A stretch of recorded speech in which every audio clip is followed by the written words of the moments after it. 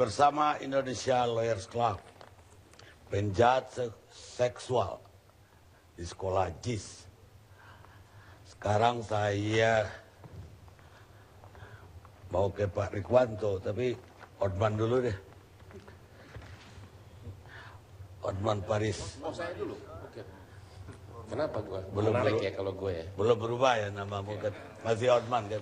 Oke, saya di sini diundang sebagai orang tua murid. Kebetulan 3 anak saya sekolah di JIS.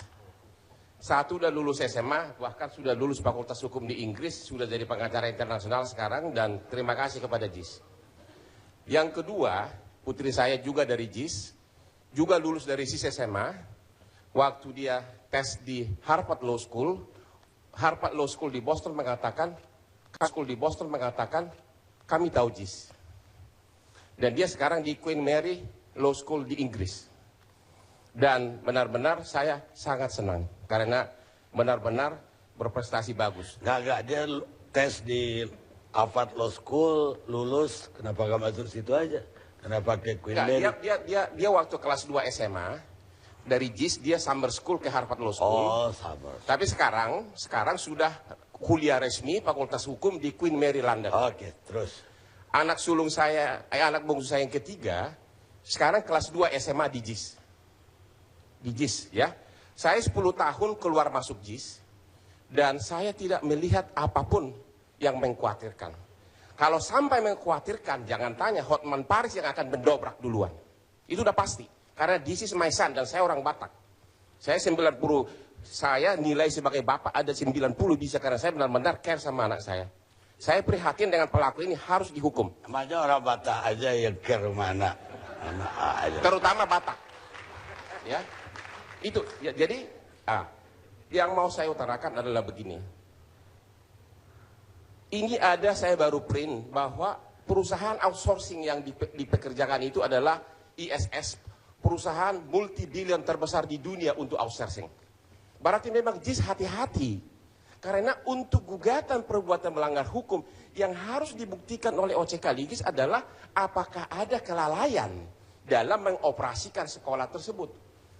Sampai hari ini saya belum lihat di TV komentar-komentar tentang di mana kelalaiannya itu. Ini pengamat nih ya, ini saya belum pernah lihat. Yang dipersoalkan banyakan adalah tindakan sesudah. Jadi pasca kejadian. Padahal untuk PMH di sini ada Pak Profesor, untuk PMH itu kan harus tindakan siapa penyebab kejadian tersebut, dan itu belum dibuktikan sama sekali. Hal lain adalah ini saya sebagai orang tua menganggap ini murni kecelakaan. Tunggu dulu sebelum hal lain. Ada perbuatan melawan hukum, ngapain urusan kelalaian? Ya benar. Ya artinya perbuatan anak buahnya itu, kalau Anda punya supir, nabrak orang, Anda bertanggung jawab terhadap kerugian orang yang ditabrak. 1367 mengatakan begitu. Ya. Tapi kalau supir saya menabrak, saya harus turut merasa bertanggung jawab. Benar, you are perfect. Tapi bukan saya pelakunya. Itu hal berbeda. Ya pelakunya urusan polisi. Benar. Yang dilakukan Kaligis menggugat. Kalau menggugat, lembaganya yang digugat. Saya setuju.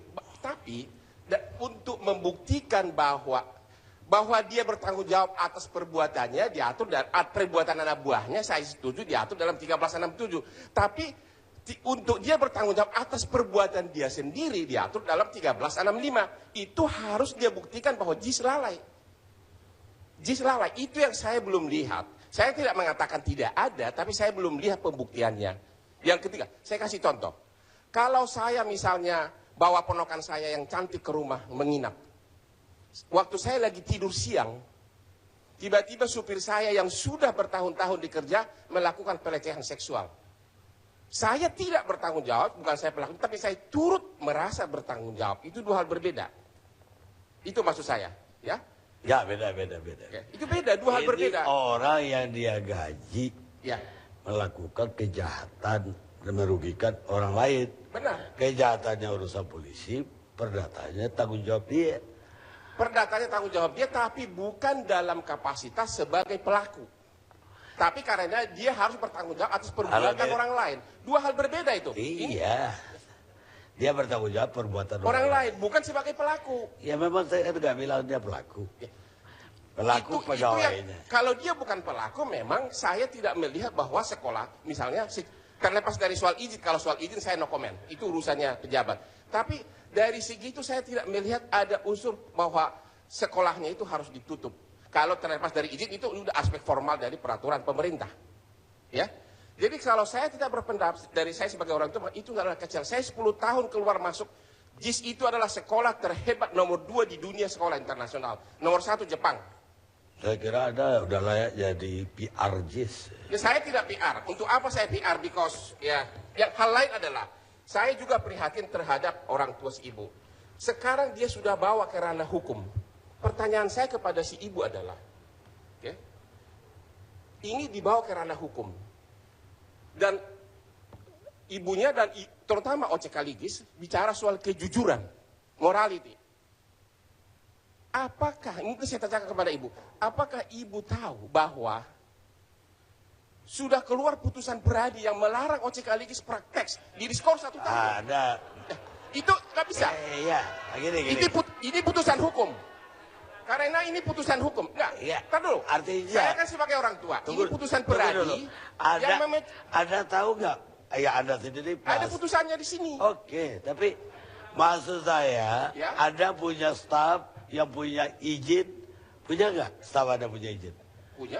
Kalau Anda dicabut izinnya juga staf Anda bisa lanjut. Saya hanya sebagai orang tua menanyakan kepada seorang ibu, karena nanti gugatan itu bisa menjadi tidak dapat diterima kalau kuasanya itu sudah dipecat oleh peradi selama setahun. Karena di dalam putusan peradi menghukum Oce Kaligis melarang praktek hukum di luar dan di dalam pengadilan. Ya, tapi Ini dan sebagai seorang ibu ya, nih. tapi saya nggak mau ada Karena ini putusan hukum loh. Fokus saya malam ini adalah kejahatan seksual. Tapi kan ibunya berjuang. Ya terserah dia. Dia nggak mau boleh kasih. gitu. Ya Sebentar bukan dulu, Mas. urusan Anda. Sebentar dulu, Mas. Kita ini kan bicara hukum, penegakan hukum. Bagaimana nanti gugatan ibunya sia-sia karena kuasanya tidak boleh praktek? Itu tanggung jawab ibunya, bukan tanggung Itu yang jawab mau Anda. saya kan diundang sebagai orang tua. Saya perlu ibunya tahu bahwa menurut hukum acara, kalau seseorang sudah boleh praktek, maka ada kemungkinan nanti gugatannya itu gagal. Diskusi saya malam ini bukan soal izin pengacara. Diskusi saya penjahat seksual ada di sekolah JIS. Anda kan bicara tentang gugatan di pengadilan. Enggak dong. Sekarang saya izinkan Pak Kaligis yang jawab. Begini, saya tidak akan teriak. Saya dihukum karena tidak sopan kepada orang. Sekarang dia tidak sopan kepada saya. Coba. Itu apa relevansinya? Saya waktu daftar gugatan ini saya kasih lihat sumpah daripada katakanlah pengadilan tinggi itu yang diterima, itu nggak laku. Dan dia juga nggak tahu, mestinya kan dia tanya sebagai anak buah saya, sebagai bekas pegawai saya kalau sopan santun. Toh, Pak Kaligis, mengenai putusan ini bagaimana? Saya majukan itu ke pengadilan, dia itu sentimen banget sama saya heran sih ada apa sih? Iya, dulu waktu dia belum apa-apa itu hormat sekali sama saya naik motor ke itu minta kerja. Itu saya pikir. Jadi dia bekerja sama Pak. Iya, nggak relevan. Iya, ini kan saya tidak akan Baik, Bu. mengenai isi gugatan, itu tidak etis. Iya, urusan saya kok. Maaf ya, masalah Bapak nggak punya izin apa, maaf aja. Kepala saya sekarang nggak mikir ke situ. Saya lagi pusing nih, nggak mikir ke situ. Cuman saya mau bilang ke Pak Hotman Paris, kalau misalnya saya jadi pelaku ya, saya lihat anaknya Pak Hotman. Jangan kan mau merkosa yang gitu-gede, lihat bapaknya aja saya sudah takut. Pak Hotman Paris ya kan. Nah ini kan konteksnya anak saya kecil, bukan diperkosa sekali 2 kali, tapi berkali-kali. Ini berarti bukan cuman pelaku yang salah, sekolah lalai juga. Kalau misalnya sekolah nggak mau bertanggung jawab, mestinya ada tulisan. Pemerkosaan di sekolah ini bukan tanggung jawab kami. Seperti di mall dong, kehilangan mobil bukan tanggung jawab kami, betul nggak? Iya. Nggak bisa gitu, sekolah tanggung jawab dong. Jagalah anak Anda masing-masing gitu. Setuju. Pak Rikuwanto. Iya, kalau saya lihat anak Bapak.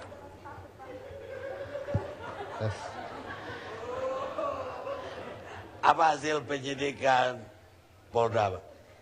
Pertama tentu apresiasi kami cepat sekali ditangani oleh Polda kasus ini. Ya, terima kasih Pak Kani. Sebelumnya kami dari Kepolisian Polda Metro Jaya turut prihatin kepada Ibu Tresia.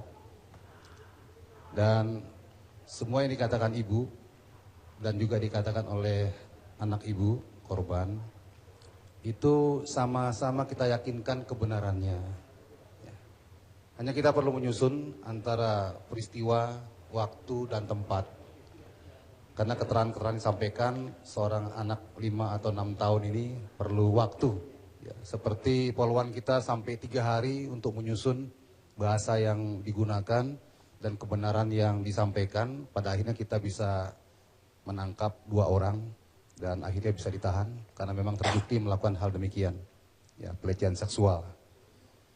Kemudian dari hasil penyidikan yang dilakukan, 2 orang sudah kita tahan.